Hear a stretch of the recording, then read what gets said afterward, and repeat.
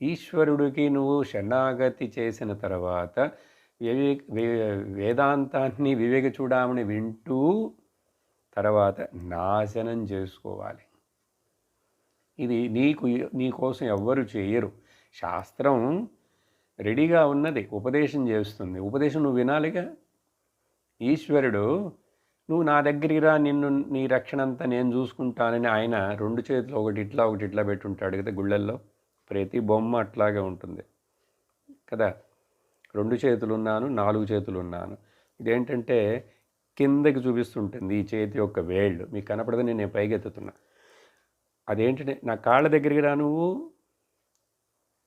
నా దగ్గర కూర్చో, నా కాళ్ళు పట్టుకో అంటే నన్ను పట్టుకో, నిన్ను నేను రక్షిస్తాను. ఇది అభయహస్తం, ఇది శరణాగతి ముద్ర చిహ్నం. అందుకని మనం అర్థం చేసుకోవాలి దాన్ని.